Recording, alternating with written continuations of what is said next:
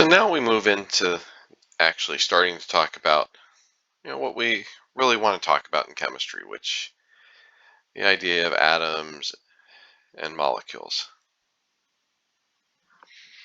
And the first part of this chapter, of this section, we were going to go through some history, sort of how we got to this point, you know, and see how things changed over the years in terms of some of the theories that scientists came up with and what we got right over the years, as well as what we got wrong. So the idea, this term atom, is a very, very old term and actually derives from ancient Greece, who came up with the original idea of an atom. And they thought of this as, essentially the smallest particle, something that could not be cut any further. Now, from there, we, skip quite a few years because chemistry, is a relatively new field. There's almost nothing that we talk about in this class that happens before 1800 and very little from even before 1900. But by the 1800s,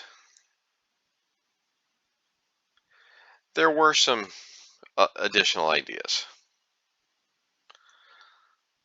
And these ideas were summed up in three basic laws.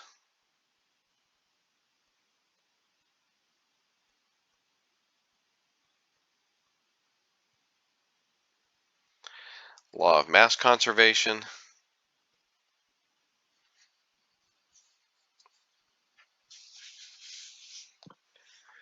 the law of multiple proportions,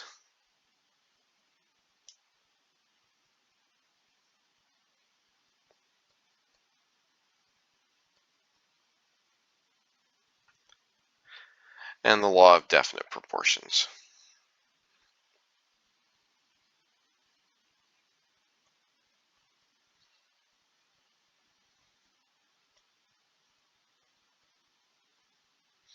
All right, what do we mean by these? So the law of mass conservation basically says that mass cannot be created or lost during a chemical reaction. Whatever mass we start with at the beginning of the chemical reaction, we have to end up with that much mass at the end of the reaction. The law of multiple proportions says that elements combine in whole number ratios to form compounds. So you could have a carbon and 4 hydrogens. You could have 2 carbons and 6 hydrogens. We have water that's made up of 2 hydrogens and an oxygen, but it has to be a whole number of the elements. So you could never have a molecule made up of half of an oxygen atom or half of a hydrogen atom. As we'll learn later on, those aren't even really things that exist. If we tried to have half of an oxygen atom, we'd actually be talking about a completely different element at that time, at that point. The law of definite proportions says that a compound always contains the same ratio of elements, regardless of where we get it from. So water, regardless of where it comes from, is always 2 hydrogens and 1 oxygen. And that's true for any compound. Its makeup is always the same, regardless of where you find that compound. So after that, our first real attempt to define, an atomic theory came from John Dalton in the early 1800s. And the fact is, there were some things that he got right. Although the fact is, most of the things that he got wrong were things that he, essentially in 1808 couldn't have known about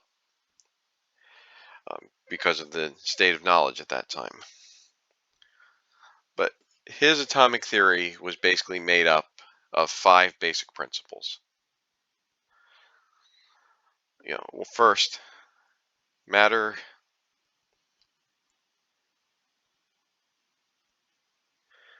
is made up of tiny particles called atoms.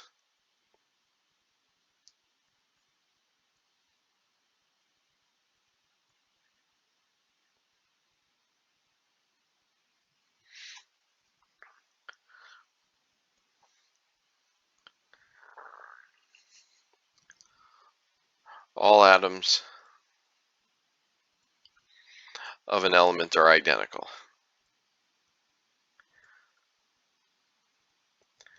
Now, this one, isn't exactly right. As we'll learn later on in this chapter, or you may already know if you've taken a previous chemistry course, that atoms are made up of subatomic particles, protons, neutrons, and electrons. Now, if you change the number of protons, you have a different element. But if you change the number of neutrons, you actually have a different version of the same element. Now, in 1808, Dalton would have had no way of knowing this. The neutron was not discovered until 1932. So can't really blame Dalton for getting this one wrong. But the big issue here is this doesn't account for isotopes. Again, something that was not known in 1808.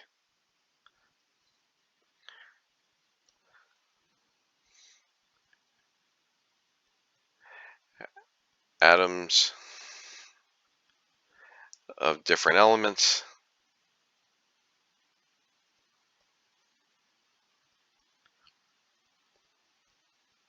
are somehow different. Again, without knowledge of subatomic particles, hard to define how they were, but knew they were somehow different. And then his last 2 statements are essentially just incorporating the laws we saw on the previous page.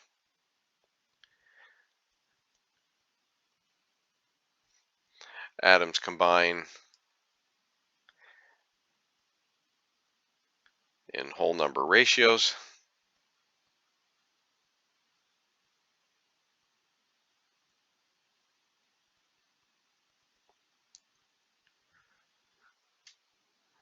And then in a chemical reaction,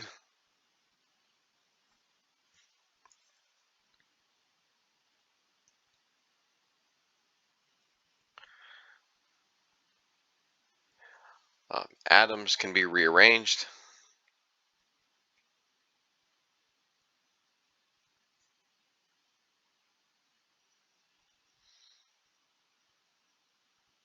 The bonds are broken and reformed,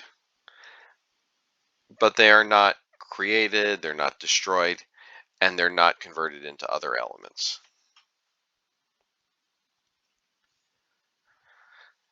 So that's where we kind of leave off with Dalton in the early 1800s. Now, here we are in, over 200 years later, we know a lot more about the atom. But it wasn't until almost 1900 that we started to learn about what the actual structure of the atom was.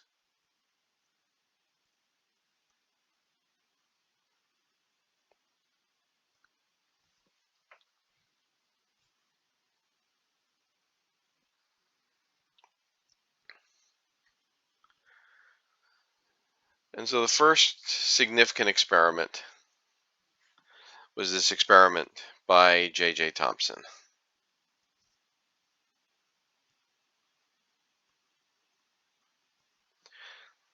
Often referred to as the cathode ray experiment.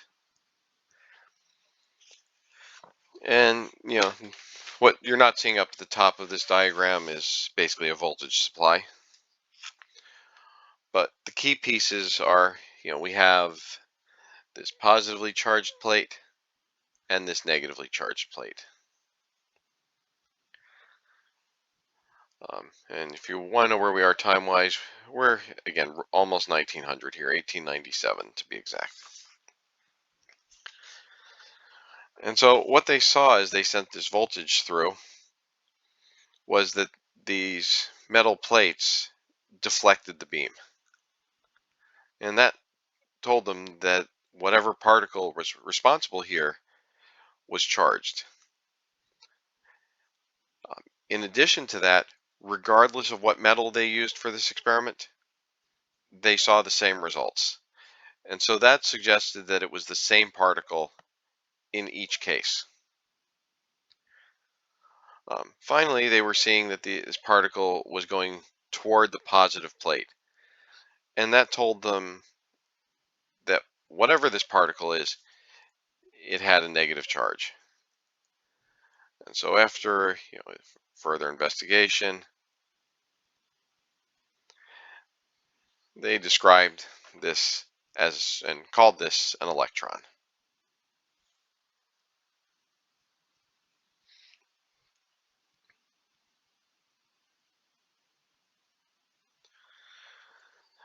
So as we continue on with our history,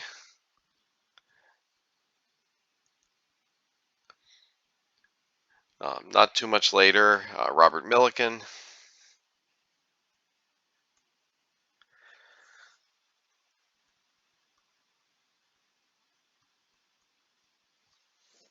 we're now about 10 years later, 1909, did what's known as his famous oil drop experiment.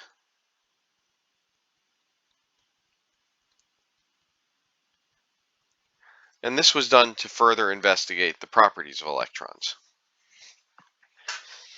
Basically, they used a mist of oil. Some of it went through a hole into an electric field. They varied the voltage in order to suspend the particle. And this led them to find the charge on an electron of 1.6 times 10 to the minus 19 coulombs.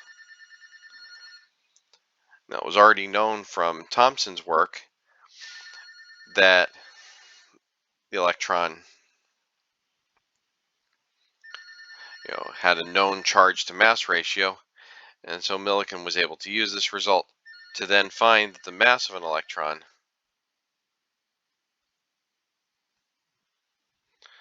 was approximately 9.11 times 10 to the minus 28 grams.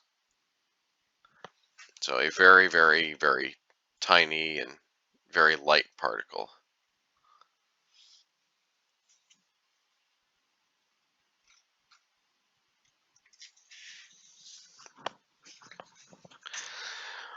But in addition to that, scientists already knew that atoms were overall neutral. So there had to be some sort of positive charge as well. So over time, they were able to use a modification of Thomson's cathode ray experiment to determine that there was also a positive particle, which we now know as the proton.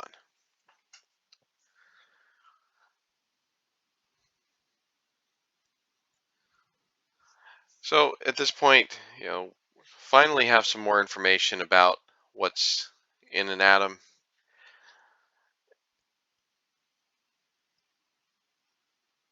And so Thomson comes in again, and he came up with a model of the atom which became known as the plum pudding model. And he said that the atom would look something like this.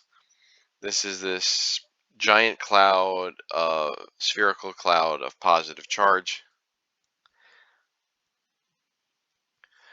And then these electrons, were kind of stuck in here.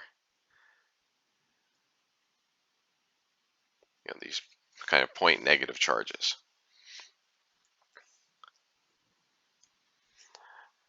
So as with any theory, as we continue to do with any theory, we want to test them and see where we go. And so not too much longer after that, now we're in around 1911.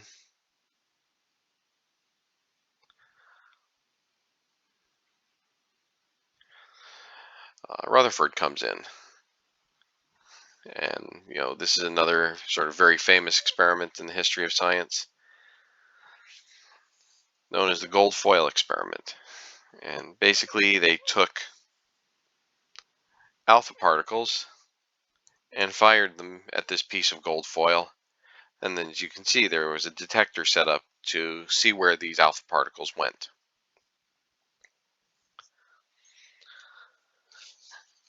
And the results were not consistent with what the plum pudding model would have suggested,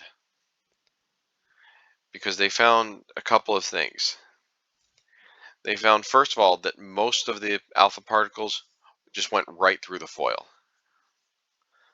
The foil didn't deflect them, they didn't change direction, they just went straight through as if the piece of gold foil wasn't there.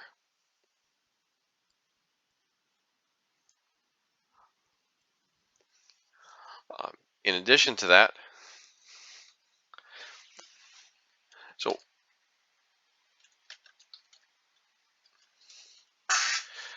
so we should also just say an alpha particle is basically a helium atom, but without its electrons. It's a combination of 2 protons and 2 neutrons. So it's the nucleus of a helium atom. So it's very, very small.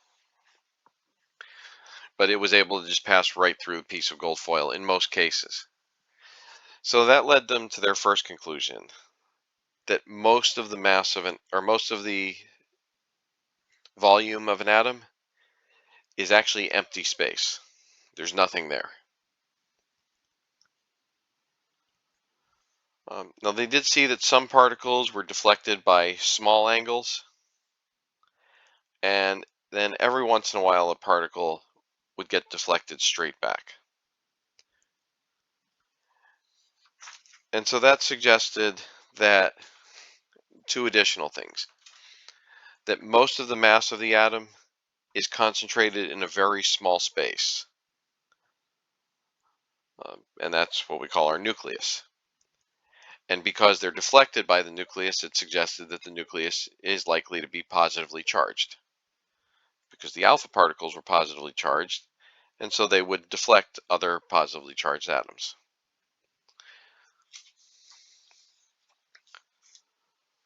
Um,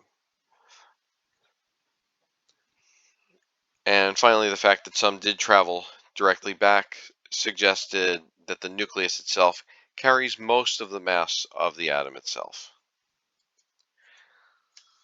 So with this, they were able to disprove the plum pudding model, but still weren't satisfied with some of the structural features or the theory itself. And one of the reasons was that they knew that the number of protons and electrons didn't account for all of the mass of an atom. Now, charge seemed to be okay because they knew the protons and electrons were in equal quantity and opposite charge, so that would lead to neutral. But what about the mass? And so finally in 1932, James Chadwick would prove the existence of the third particle, the neutron, which is electrically neutral.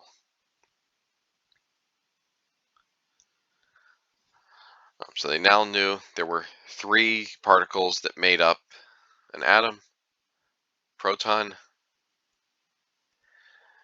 and neutron. We find those at the center of the atom,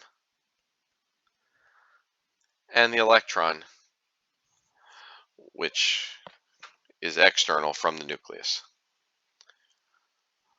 In terms of their size, the electron we saw previously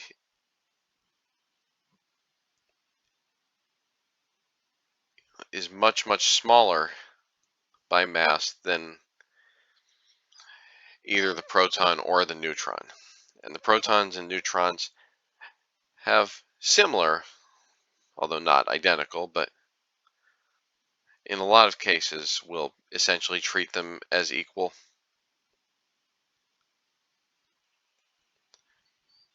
But you can see that when we get to the fourth digit in their mass, that there is some difference.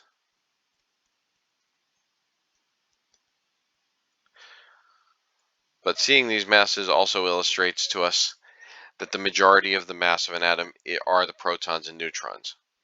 We can see that the protons and neutrons both have masses approximately 1,000 times that of the electron.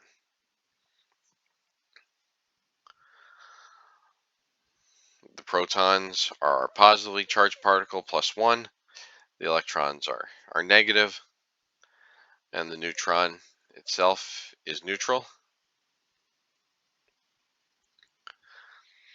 And finally, if we're going to abbreviate, we often use P plus for the proton, N for the neutron, and E minus for the electron. So at that point, the theory that was that was described was the protons and neutrons were very tightly held in a small nucleus, and the electrons were outside of that. And this often leads us to what's known as the Bohr model of the atom.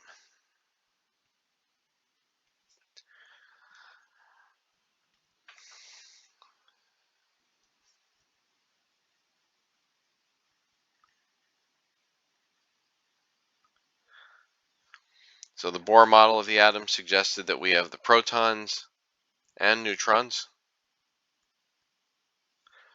in this small nucleus at the center of the atom.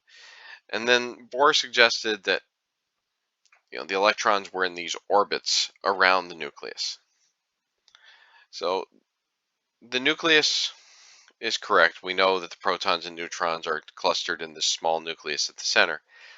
But the electrons we will learn more about later on in this course, because it turns out what's going on with the electrons is significantly more complicated than what Bohr thought, 100 years ago.